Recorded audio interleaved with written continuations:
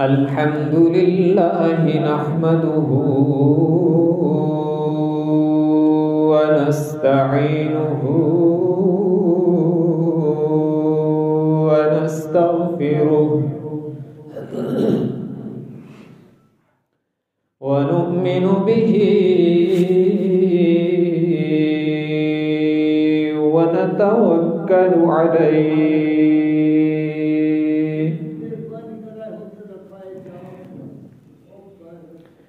ونعوذ بالله من شرور أنفسنا ومن سيئات أعمالنا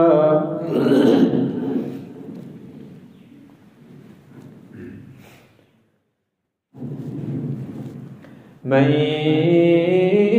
يهده الله فلا مضل له ومن يضلله فلا هادي له ونشهد أن لا إله إلا الله وحده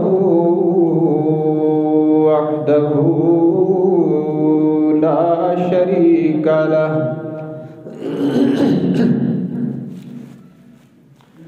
ونشهد أن سيدنا وسندنا وشفيعنا وقائدنا الأعظم وهادينا ومرشدنا ومأوانا وملجانا ومولانا محمدا عبده ورسوله أرسله بالحق بشيرا ونذيرا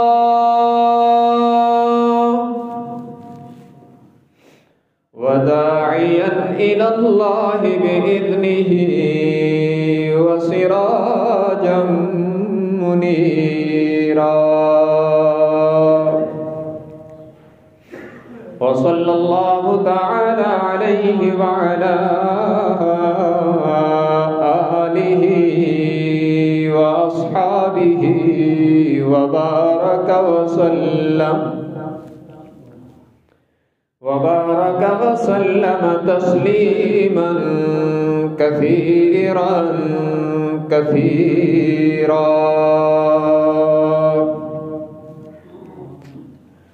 أما بعد فأعوذ بالله من الشيطان الرجيم بسم الله الرحمن الرحيم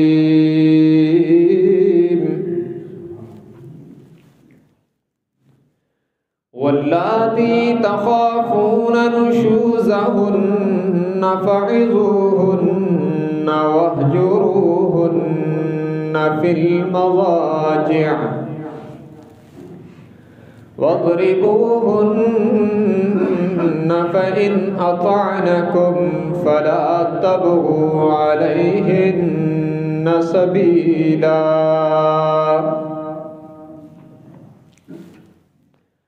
وإن خفتم شقاق بينهما فابعثوا حكما من أهله وحكما من أهلها إن يريدا إصلاحا يوفق الله بينهما إن الله كان عليما خبيرا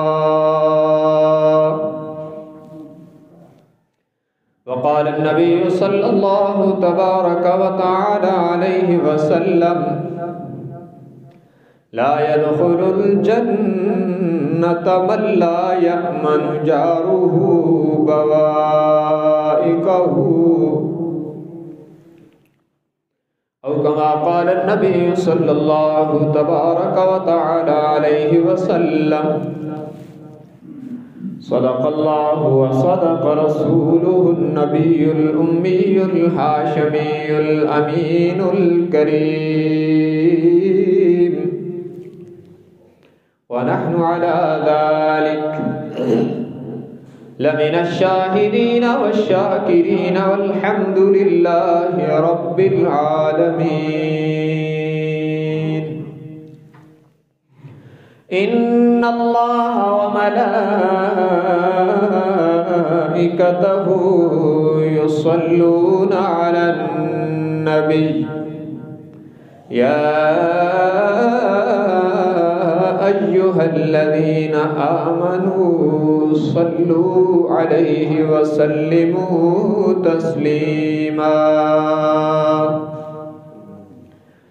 اللهم صل على محمد وعلى آل محمد كما صليت على إبراهيم وعلى آل إبراهيم إنك حميد مجيد. اللهم بارك على محمد وعلى آل محمد كما باركت على إبراهيم وعلى آل إبراهيم إنك حميد مجيد.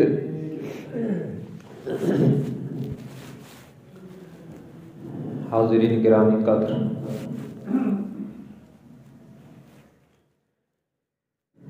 حقوق العباد پر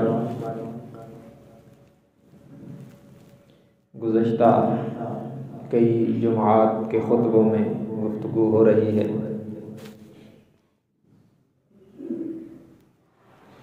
اسلام کے پودے کی دو مضبوط اور اہم ترین شاخیں ہیں، ایک کا نام حقوق اللہ ہے اور دوسری شاخ کا نام حقوق العباد ہے۔ جو مسلمان اللہ اور اللہ کے بندوں کے حقوق کو کامل ادا کر دیتا ہے، انشاءاللہ وہ نجات کامل حاصل کرے گا۔ تو حقوق العباد پر ہماری گفتگو جاری ہے۔ ان میں والدین کے حقوق، اولاد کے حقوق، تربیت اور بیویوں کے حقوق پر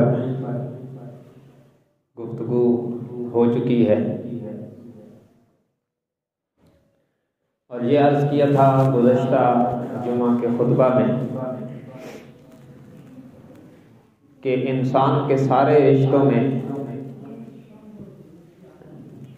میاں بیوی کا رشتہ اس لحاظ سے سب سے اہم ہے کہ یہ ڈسٹرب ہو تو دونوں طرف بہت سارے رشتے ڈسٹرب ہو جاتے ہیں،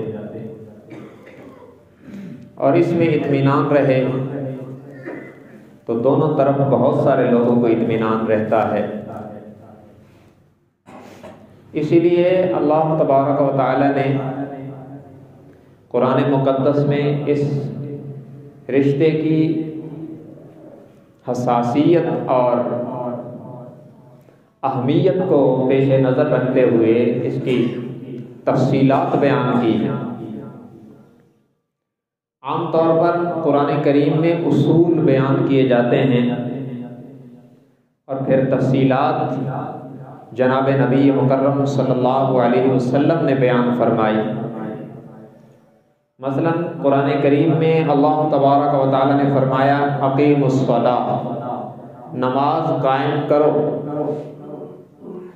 اب ظہر کی کتنی رکعتیں ہوں گی اور عصر کی کتنی ہوں گی اور مغرب کی کیا ہوگا اور عشاء کی کتنی رکعتیں ہوں گی اور ان کی تفصیلات کیا ہیں، اس تفصیل کو قرآن میں بیان نہیں کیا گیا۔ یہ تفصیلات جناب محمد الرسول اللہ صلی اللہ علیہ وسلم نے بتلائی اور امت کو کر کے دکھائی، لیکن قرآن میں اصول موجود ہے، تفصیلات نہیں۔ آتوا الزکاۃ کا حکم ہے کہ زکوٰۃ ادا کیجیے، لیکن کس پر زکوٰۃ ہوگی، کتنی ہوگی، کس کو دی جائے گی، اس کی جو تمام تر تفصیلات ہیں۔ مصارف زکوٰۃ کو قرآن کریم نے بیان کیا لیکن ان کی مکمل تفصیلات کو ٹچ نہیں کیا۔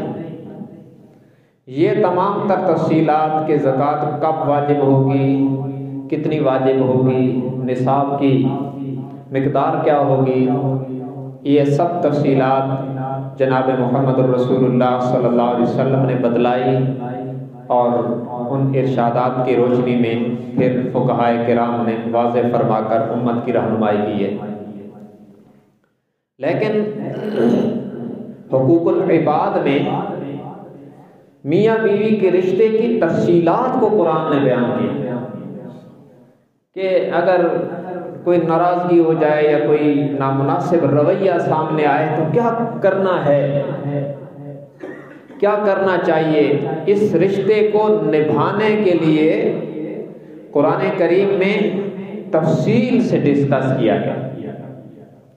یہ 5ویں پارے کے اندر یہ تیسرا رکوع ہے، واللاتی تخافون نشوزہن فعظوہن۔ رب العالمین نے فرمایا کہ اگر شوہر کو بیوی کی طرف سے کوئی نامناسب رویہ دیکھنے کو ملے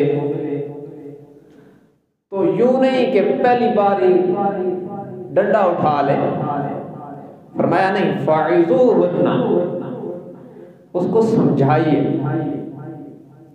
اور سمجھانا جب بھی ہو اور جس کو بھی سمجھانا ہو،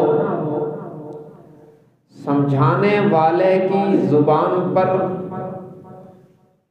محبت کا لہجہ ضرور رہنا چاہیے، ورنہ اس کی بات بیکار چلی جاتی ہے۔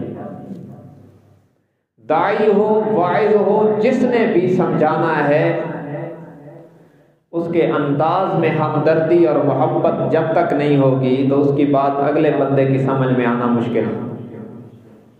تو پہلا سٹیپ فاعظوہن، سمجھاؤ، واعظ و نصیحت کرو۔ اور مفتی محمد شفیع صاحب رحمۃ اللہ علیہ فرماتے تھے کہ سمجھانا کب ہے، یوں نہیں کہ بس چلتے ہوئے بات کہہ کے چلے جانا ہے۔ فرمایا نہیں، سمجھانا اس وقت ہے جب آپ کی طبیعت میں بھی اعتدال ہو اور جس کو سمجھانا ہے اس کی طبیعت میں بھی اعتدال ہو، جب آپ بات کرنا چاہتے ہوں اور اگلا بندہ بات سننا چاہتا ہو، دونوں کی طبیعت میں اعتدال اور اطمینان ہو، اچھا ماحول ہو، اس وقت بات کہو گے، اچھی نیت سے کہو گے، اچھے انداز سے کہو گے تو ضرور اثر کرے گا۔ تو پہلا سٹیپ ہے فاعظوہن، سمجھائیے حکمت کے ساتھ، محبت کے ساتھ، پیار کے ساتھ اور مناسب موقع پر۔ ہمارے اکابر نے فرمایا کہ حق اگر صحیح جگہ پر صحیح نیت سے اور صحیح طریقے سے کہا جائے تو ضرور اثر کرتا ہے، اور ان میں سے اگر کسی بات میں گڑبڑ ہوگی تو پھر ممکن ہے کہ اثر خلاف ہو۔ تو پہلا سٹیپ فاعظوہن، سمجھائیے، اور امید ہے کہ ادھر ہی سے بات بن جائے گی، اور اگر ادھر سے بات نہ بنے تو وَاهْجُرُوهُنَّ فِي الْمَضَاجِعِ، تو پھر اگلا سٹیپ شریعت نے دیا، اور وہ بھی حکمت بصیرت کے ساتھ، کہ بستر الگ کر لیں، کمرے الگ کر لیں، اس کا مطلب یہ نہیں کہ معاذ اللہ کی طلاق تک نوبت چلی جائے، اس کا مطلب یہ ہے کہ جہاں پہ وہ آرام کر رہی ہے 1-2 دن آپ ادھر آرام نہ کریں، یہ بہت بڑی سزا ہے۔ اور ادھر بات بن جائے گی، اگر نہ بنے تو وَاضْرِبُوهُنَّ۔ تیسرا سٹیپ یہ ہے کہ پھر مناسب سزا بھی دے سکتے ہیں، لیکن اس کی جناب نبی مکرم صلی اللہ علیہ وسلم نے وضاحت فرمائی وَاضْرِبُوهُنَّ غَيْرَ مُبَرَّحٍ، ایسی سزا دے سکتے ہیں جس کے نتیجے میں نشان نہ پڑے۔ حضرت عمر رضی اللہ تعالیٰ عنہ نے ایک بار نبی علیہ السلام سے اجازت لی کہ یا رسول اللہ ہماری عورتیں بہت جری ہو گئی ہیں، بات نہیں سنتی، تو آپ نے اس طرح کی مناسب سزا کی اجازت دے دی۔ تو کچھ لوگوں نے بہت زیادہ سختی کی، یہاں تک کہ حضور اکرم صلی اللہ علیہ وسلم کے گھر مبارک میں بہت ساری عورتوں نے آ کر شکایت کی کہ ہمارے شوہر ہمیں مارتے ہیں، وہ زیادہ مارتے ہیں۔ تو آپ علیہ السلام نے مسجد نبوی کے ممبر پر خطبہ دیتے ہوئے فرمایا کہ میرے گھر میں عورتیں شکایت لے کے آئی ہیں کہ انہیں شوہر مارتے ہیں۔ فرمایا عورتوں کو مارنے والے اچھا کام نہیں کر رہے۔ یعنی نبی علیہ السلام اس کی تحسین نہیں فرمائی کہ عورت پر ہاتھ اٹھایا جائے، بلکہ اس پر ناپسندیدگی کا اظہار فرمایا۔ اور ویسے بھی یہ سٹیپ مجبوری میں، اور جو حجت الوداع کا خطبہ ہے نا اس میں جو آپ علیہ السلام نے اس کی حد متعین کی ہے، پہلے فرمایا کہ میں تمہیں عورتوں کے ساتھ حسن سلوک کی سفارش کرتا ہوں کیونکہ وہ تمہارے ہاں قیدی ہیں، اور ان پر تمہیں اتنا ہی اختیار ہے کہ وہ تمہارے گھر میں تمہاری اجازت کے بغیر باہر نہ جا سکیں، تمہاری ضرورت کے لیے ہیں۔ پھر فرمایا اس کے علاوہ تم ان پر کوئی اختیار نہیں رکھتے، کسی قسم کی سختی روا نہیں، ہاں الا ان یاتین بفاحشۃ مبینہ، اگر کوئی واضح بے حیائی کا کام کرے تو پھر تم سختی کر سکتے۔ تو اس کے اندر حد متعین کر دی کہ کس قسم کے کاموں میں مرد کو سختی کا اختیار ہے۔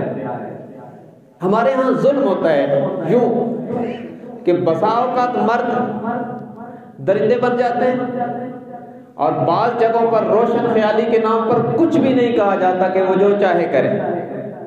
حدیث میں آتا ہے لا يدخل الجنت الدیوس، کہ دیوس کبھی جنت میں نہیں جائے گا۔ صحابہ نے پوچھا کہ حضور علیہ السلام سے کہ دیوس کون ہے؟ فرمایا جس کو اپنی بیوی کی کوئی پرواہ نہیں کہ وہ جہاں مرضی آئے جائے، جس سے مرضی ہے ملے، اس کو کوئی پرواہ نہیں، یہ دیوس ہے اور جنت میں اس کی گنجائش نہیں ہے۔ تو دونوں طرف ہم نے دیکھنا ہے، شریعت محبت کا درس دیتی ہے، پیار کا درس دیتی ہے، حکمت کا درس دیتی ہے، ساتھ ہی غیرت کا درس دیتی ہے۔ آپ علیہ السلام نے صحابہ کو فرمایا انا اغیر منکم، میں تم سب سے زیادہ غیرت مند ہوں، وربی اغیرنی، اور میرا رب مجھ سے بھی زیادہ غیرت مند ہے۔ اس لیے تو مشرک کے لیے جنت میں جانا حرام کیا ہے نا، کہ شرک اللہ کی غیرت میں مداخلت ہے، اور اللہ اپنی غیرت میں اور اپنی عزت میں مداخلت کرنے والے کو اپنی جنت میں نہیں جانے دے گا۔ اور سارے ایمان والے دیکھیں حضور علیہ السلام جنت میں گئے، حضرت عمر کا محل دیکھا، اور یہ دیکھا کہ محل کی سیڑھیوں دریا میں نہر میں کھل رہی ہیں، اور عمر کے محل کے اندر حور بیٹھی ہوئی جنت کی سیڑھیوں پر بیٹھی وضو کر رہی ہے۔ آپ علیہ السلام نے واپس آ کے فرمایا عمر میرا دل چاہا کہ تیرے محل میں داخل ہو کر اس کے اندر کی بناوٹ سجاوٹ کو دیکھوں، لیکن پھر مجھے تیری غیرت یاد آ گئی۔ تو اس پر حضرت عمر رو پڑے اور فرمایا علیک اغار یا رسول اللہ، کیا ہم آپ پہ بھی غیرت کرتے؟ لیکن حضور علیہ السلام نے حضرت عمر کی غیرت کی تحسین فرما دی یہ الفاظ فرما کر، اور ہمیں یہ بھی بتلا دیا کہ ابو بکر، عمر اور دیگر صحابہ کرام وہ مقبول شخصیات تھیں جن کے جنت میں مقامات اور بنگلے میرے آقا اس دنیا میں اس دنیا والی آنکھ کے ساتھ جنت میں دیکھ کے آئے اور صحابہ کو بتا دیا۔ تو بہرحال ہمیں اعتدال پہ رہنے کا حکم ہے، ہر طرف دیکھنے کا حکم ہے۔ ایمانی فراست جب ہوتی ہے نا تو پھر ہر چیز کھلتی ہے۔ اتق فراست المومن فإنہ ينظر من نور الایمان، فرمایا مومن کی فراست سے ڈرو، وہ نور ایمان سے دیکھتا ہے۔ اور جب بندہ دین سے دور ہوتا ہے اور اس کی زندگی میں نماز، روزہ، تلاوت، حلاوت کچھ نہیں ہوتی تو اس کی دل کی آنکھیں اندھی ہو جاتی ہیں، پھر اس کو کچھ نظر نہیں آتا، پھر اس سے بہت سارے غلط فیصلے ہوتے ہیں، دنیاوی معاملات میں بھی بلنڈر کر جاتا ہے۔ تو اس لیے ہم نے اللہ کے حق بھی پورے کرنے، اللہ کے بندوں کے حق بھی پورے کرنے ہیں۔ اس سے ظاہر کی آنکھیں تو اللہ نے کھول رکھی ہیں، دل کی آنکھیں بھی کھلیں گی، اور موت کے بعد والی زندگی جب شروع ہوگی تو پھر ایسی آنکھیں کھلیں گی جو کبھی بند نہیں ہوگی اور اس میں راحت ہی راحت ہوگی۔ تو بہرحال میں عرض یہ کر رہا ہوں، اس رشتے کو نبھانے کے لیے خود رب العالمین نے اتنی تفصیلات بیان کی، اور پھر فرمایا اگر سختی سے بھی بات نہ بنے تو یوں نہیں کہ پھر 3 لفظ کہہ کے فارغ کر دو، ایسا نہیں کہا۔ پھر بھی فرمایا وَإِنْ خِفْتُمْ شِقَاقَ بَيْنِهِمَا، اگر دونوں میں معاملات حل ہوتے نظر نہ آئے تو پھر فرمایا دونوں کی طرف سے، مرد کی طرف سے، عورت کی طرف سے کچھ سمجھدار لوگ دونوں کی طرف سے متعین ہو جائیں اور وہ ان دونوں کے درمیان جو اختلافی معاملات ہیں ان کو حل کرنے کے لیے مشورہ کریں۔ یوفق اللہ بینہما، امید ہے کہ اللہ تبارک و تعالیٰ ان مشاورین کے دلوں میں ایسی بات ڈالے گا جس کے نتیجے میں ان کا گھر پھر بس جائے گا۔ اور پھر بھی اگر نہ بنے، جو طلاق کا کنسیپٹ ہے اسلام میں، اس کو اللہ کے نبی نے فرمایا ابغض المباحات عند اللہ الطلاق، کہ جائز کاموں میں اللہ کو سب سے زیادہ ناپسندیدہ چیز طلاق ہے، اور 3 طلاقیں ایک وقت دینے کو اللہ کے نبی نے سخت ناپسند کی۔ اس کی پھر باقاعدہ طور پر گائیڈ لائن دی کہ ایک دی جائے اور عورت کے پاکی کے ایام میں دی جائے، اور پھر 1 مہینہ صبر کیا جائے، اور پھر دوسری دی جائے پاکی کے ایام میں، پھر 1 مہینہ صبر کیا جائے، اور پھر تیسری دی جائے۔ کیوں کہ ہو سکتا ہے ایک دے کر عقل ٹھکانے آ جائے، دوسری دے کر عقل ٹھکانے آ جائے۔ اور ہمارے یہاں کیا ہوتا ہے، جذبات میں 3 طلاقیں دے کر گھر اجاڑ لیتے ہیں، بعد میں غیر مقلدوں سے فتویٰ لے کر ساری زندگی کا حرام کرتے ہیں، اور مولویوں سے کہتے ہیں مولوی صاحب کوئی گنجائش کڈو نا، اسی بڑے غصے سے۔ مولوی صاحب مسئلہ بتا سکتا ہے، بنا تو نہیں سکتا۔ تو یہ ہم جب شریعت کی حد توڑتے ہیں تو پھر یہ پریشانیاں دنیا میں بھی ہیں اور آخرت میں اس سے بڑی پریشانی ہے۔ تو بہرحال رشتوں کو نبھانے کی بات کی شریعت نے۔ اور گزشتہ جمعہ کچھ ساتھی نے پوچھا تھا کہ مر جانے والوں کی کیا حق ہے۔ ایک صحابی نے نبی علیہ السلام سے پوچھا، مالک ابن سعد ساعدی رضی اللہ تعالیٰ عنہ نے حضور علیہ السلام سے پوچھا تھا کہ مر جانے والوں کے حقوق کیا ہیں۔ آپ نے فرمایا دیکھیں، پہلا حق یہ ہے کہ مر جانے والے کو، مرد ہو عورت ہو، اس کی تفصیلات ہیں۔ پہلا حق یہ ہے کہ اسے غسل دیا جائے۔ اور ایک بات میں کہتا ہوں، آپ کو تعجب ہوگا لیکن یہ شریعت کے مطابق غسل دیا جائے، اور غسل بھی 2 دیے جائیں۔ اور آپ کہیں گے کہ یہ نئی بات کر دی ہے، میں اس کی وضاحت کر رہا ہوں۔ آج کا دور یہ ہے نا کہ چھوٹا سا کلپ کاٹ کے لوگ میڈیا پہ چڑھا دیتے ہیں کہ دیکھو جی یہ بات کر دی، میں وضاحت کرنے لگا ہوں۔ 2 غسل سے مراد یہ ہے کہ ایک غسل جسم کو دیا جائے، ایک غسل روح کو دیا جائے۔ جسم کا غسل کیا ہے؟ پانی سے جسم کو دھو کر پاک صاف کر دیا جائے، اور یہ جو بیری کے پتے ڈالتے ہیں پانی میں، صابن لگاتے ہیں، اس کے اندر دیگر حکمتوں کے ساتھ ساتھ ایک حکمت یہ ہے، وہ کہاں نے لکھا کہ اس کو غسل دو اور ایسے غسل دو کہ میل کا ذرہ بھی باقی نہ رہے، تاکہ یہ آخرت میں جا رہا ہے، دنیا کی کوئی چیز ساتھ نہیں لے جا رہا۔ شریعت کا ذوق یہ ہے کہ جانے والے کے ساتھ دنیا کا میل بھی نہ جائے، بالکل خالی ہو گیا۔ اور دوسرا غسل روح کو دو، وہ کیا ہے؟ اس کی وصیت پوری کریں، اس کے قرضے ادا کریں، اس کے ذمے کسی کا حق تھا اس سے تلافی کروا دیں، جیسے اس کا جسم بالکل میل سے پاک صاف ہو گیا، آپ کے ذمے، وارث کے ذمے یہ ہے کہ اس کے یہ حقوق ادا کر کے اپنی طرف سے اس کی روح کو بھی ہلکا کر دیں۔ یہ دونوں غسل دیں۔ اور دوسرا کام کیا کریں کہ اسے کفن پہنائیں، اور کفن بھی دو قسم کے، ایک کفن جسم کو پہنانا ہے، وہ مرد کے 3 کپڑے، عورت کے 5، ایک کفن روح کو بھی پہنانا ہے، اور وہ یہ ہے کہ اس کے عیوب پہ پردہ ڈال دیں، اس کے عیوب پہ پردہ ڈال دیں، مرنے والوں کے عیب نہ بیان کیا کریں۔ یہ پیچھے رہ جانے والوں پر اس کا حق ہے کہ ان کی اچھائیاں بتائے، برائیاں چھپائے۔ ہمیں تبصرہ نگاریوں سے کیا ملے گا؟ اور ایک حدیث ہے، عام حدیث ہے، مطلب مرنے والوں کو بھی شامل، زندہ رہنے والوں کو بھی۔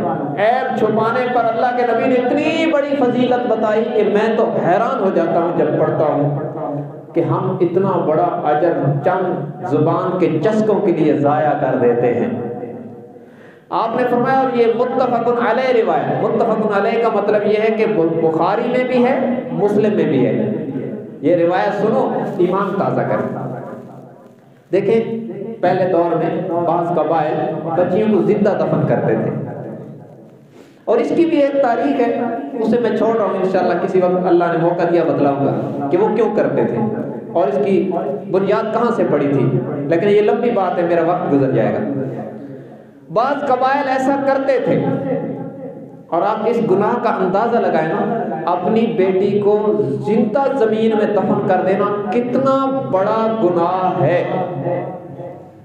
اور اگر کوئی اسے بچا لے، باپ دفن کر رہا ہے، دوسرا بندہ آتا ہے باپ سے چھین کر بچا لیتا ہے، تو کتنا بڑا ثواب ہے۔ آپ نے فرمایا، جس شخص کو کسی کا عیب پتہ چلے اور یہ اس کے پھیلانے پر، اس کے افشاء پر قادر ہو، اور اس کے باوجود یہ کسی بندے کے عیب پر پردہ ڈال دے، تو زندہ گاڑی جانے والی لڑکی کو بچانے والے کو اتنا ثواب نہیں ملے گا، عیب چھپانے والوں کو اس سے بھی زیادہ اللہ ثواب عطا فرمائے گا۔ کبھی ہم بھی عمل کیا کریں اس پر۔ آج کا دور تو میڈیا کا دور ہے نا، کہ لوگوں کی خفیہ چیزیں اٹھا کر فیس بک پہ چڑھانی ہے، اور یوٹیوب پہ چڑھانی ہے، واٹس ایپ پہ شیئر کرنی ہے۔ میڈیا کی گود میں تو جو آتا ہے اس کو اس پر عمل کرنے کی توفیق شاید ہی کبھی ہو۔ موبائل ہمارے ہاتھوں میں ہے، اور کسی کی بات اور خفیہ ریکارڈنگ نکال کے پھینکنے کا دور ہے، اور اتنے بڑے اجر سے ہم محروم ہو رہے ہیں۔ زبان کے چند چسکوں کی خاطر اتنا بڑا اجر ضائع کر رہے ہیں۔ مجھے تو یوں معلوم ہوتا ہے کہ یہ اجر ہو سکتا ہے ہمارے سارے گناہوں کو دھکا مار کے ہمیں جنت میں داخل کروا دے، اتنا بڑا اجر ہے۔ لوگوں کے عیب چھپایا کریں، افشاء کرنے والا آدمی اچھا نہیں ہوتا، اور کسی کا عیب پھیلانے سے پہلے ہم ذرا اپنے گریبان میں بھی جھانک کے دیکھا کریں کہ ہم بے عیب ہیں۔ دنیا میں جو جماعت ہر طرح کے عیبوں سے پاک تھی، ان کا دروازہ بند ہو چکا ہے، اور وہ نبی تھے۔ نبی ہر قسم کے عیب سے پاک ہوتا ہے، ان سے گناہ ہوتا ہی نہیں۔ ہم میں سے تو کوئی ایسا نہیں ہے، نبوت کا دروازہ بند ہے، حضور کے بعد نبی بھی کوئی نہیں، معصوم بھی کوئی نہیں، عیبوں سے پاک بھی کوئی نہیں۔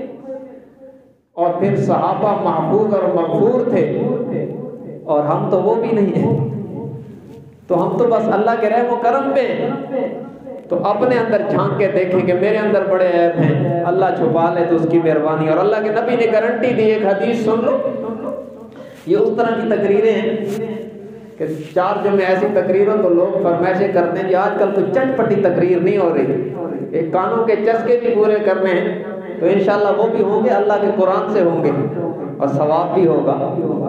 تو یہ باتیں ہمیں ضرورت کی ہیں، ہم نے اپنی معاشرت کی قدریں بہتر کرنی ہیں، اور کم از کم مجھے یہاں بیان کر کے خود فائدہ ضرور ہو جاتا ہے، امید ہے کہ آپ کو بھی ہوگا۔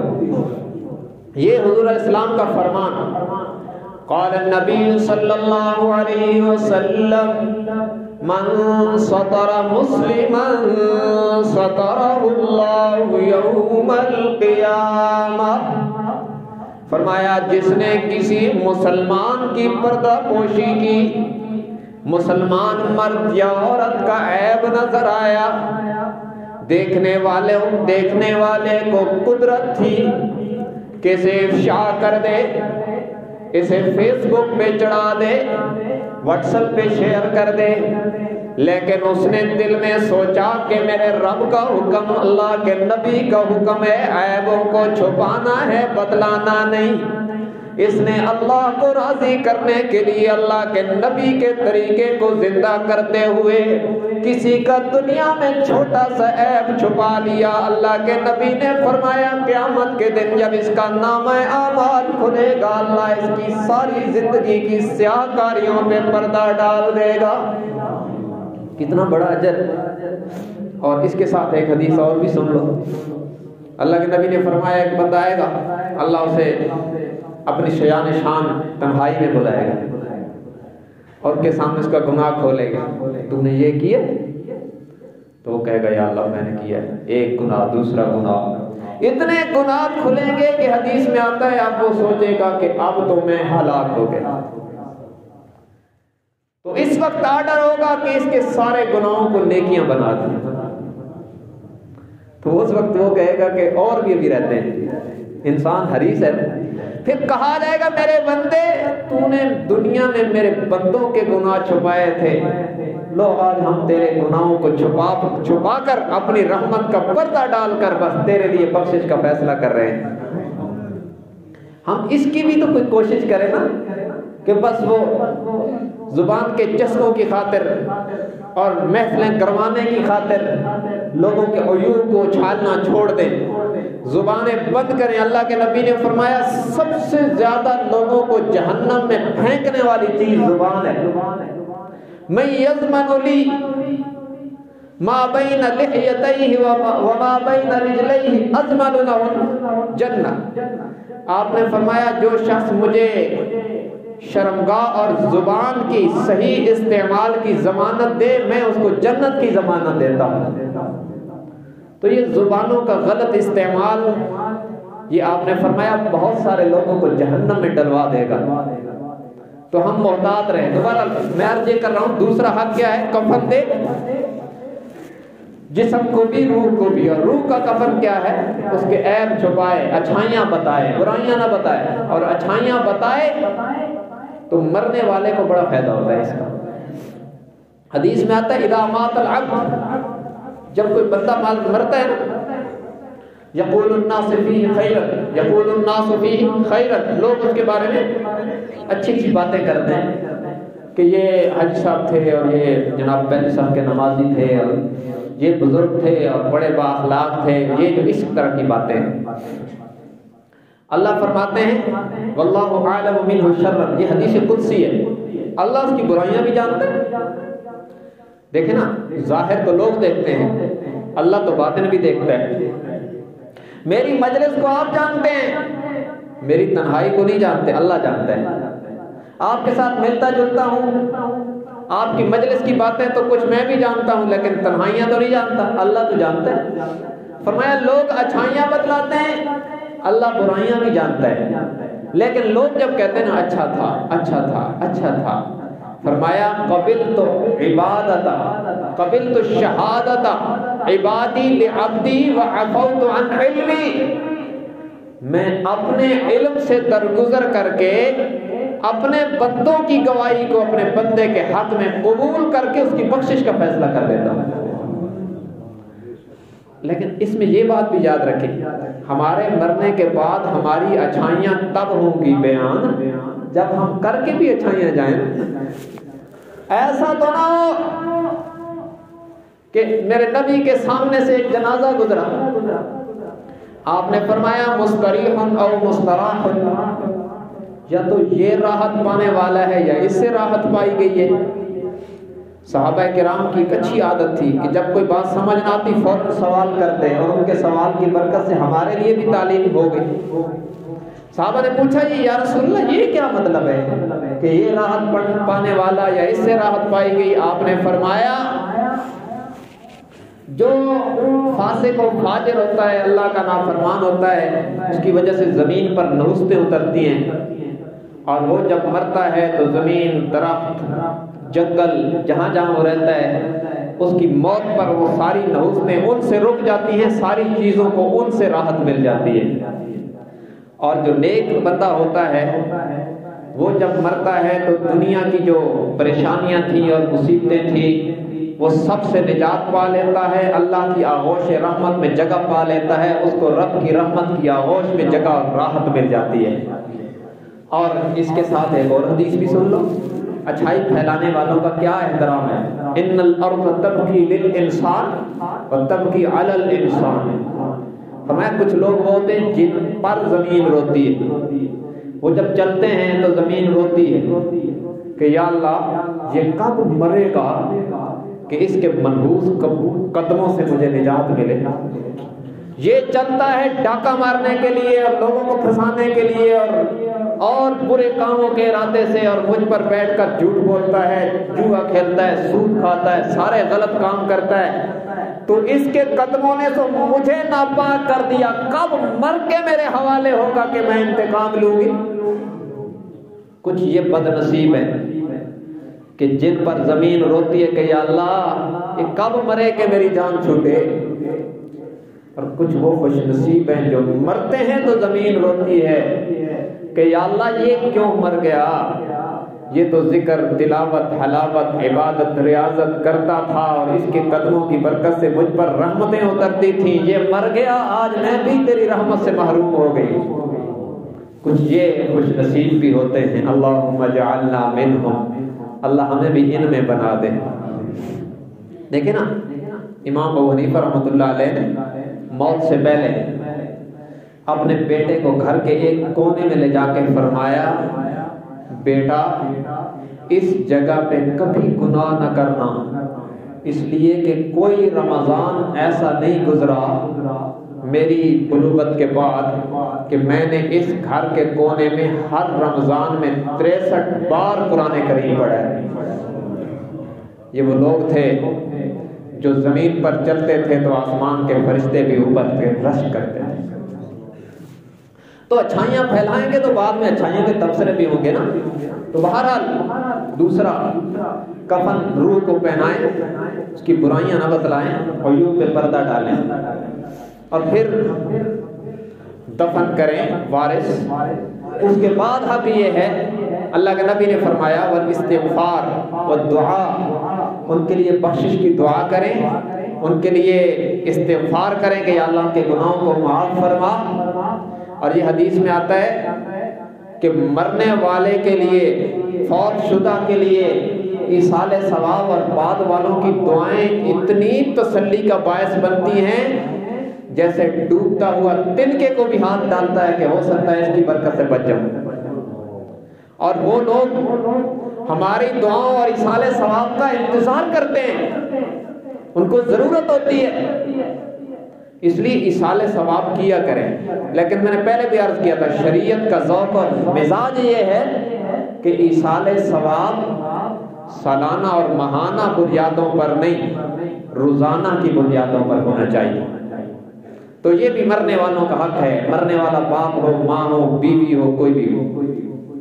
اور اس کے علاوہ یہ بھی آپ نے اس روایت میں فرمایا ماں باپ ہیں تو ان کے رشتہ داروں کا، چچاؤں کا، خالاؤں کا خیال رکھا جائے۔ ایک صحابی نے عرض کی یا رسول اللہ میری والدہ فوت ہو گئی اور مجھ سے کچھ ناراض تھی، آپ نے فرمایا خالہ زندہ ہے؟ اس نے عرض کیا جی، فرمایا خالہ کی خدمت کر، امید ہے کہ تلافی ہو جائے گی۔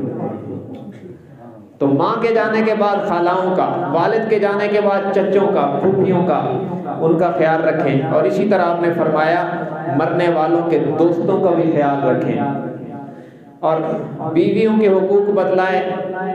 اللہ کے نبی نے سیدہ خدیجہ رضی اللہ عنہ کے انتقال کے بعد جب آپ کے گھر میں کوئی گوشت وغیرہ پکتا تھا تو سیدہ خدیجہ کی سہیلیوں کو تلاش کر کر کے ان کے گھر میں گوشت بھجواتے تھے، یہ حق تھا۔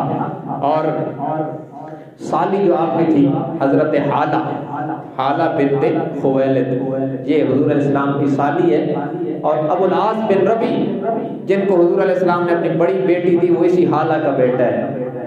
یہ حالہ اس کا باقاعدہ حضور خیال کرتے تھے، اور ایک بار ایسا بھی ہوا کہ مدینہ منورہ میں یہ ملنے آئی، دروازے پہ دستک دی، اندر سے حضور نے پوچھا کون؟ اس نے کہا میں۔ وہ بہن تھی نا سیدہ خدیجہ کی، تو آواز ملتی جلتی تھی، حضور کے کانوں میں سیدہ خدیجہ کا لہجہ پڑا تو آپ کی آنکھوں سے آنسو بہنے لگے، اور آپ نے فرمایا اوہو خدیجہ کی آواز آ گئی۔ یہ دو باتیں ہمیں اللہ کے نبی نے اس میں سکھا دی، ایک تو یہ کہ بیوی کی مر جانے کے بعد اس کی بہنوں کے ساتھ بھی صلہ رحمی، اور دوسرا یہ کہ حضور علیہ السلام نے بتلایا کہ بیویوں سے محبت اس طرح ہونی چاہیے کہ مرنے کے بعد بھی وہ آپ کے دل میں زندہ رہنی چاہیے۔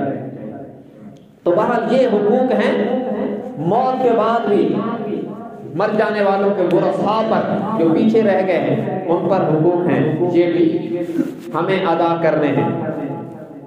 اور اس کے بعد بہن بھائیوں کے حقوق ہیں، اور یہ یاد رکھیں صلہ رحمی، اللہ کے نبی نے فرمایا جو چاہے کہ اس کے رزق میں برکت ہو، عمر میں برکت ہو۔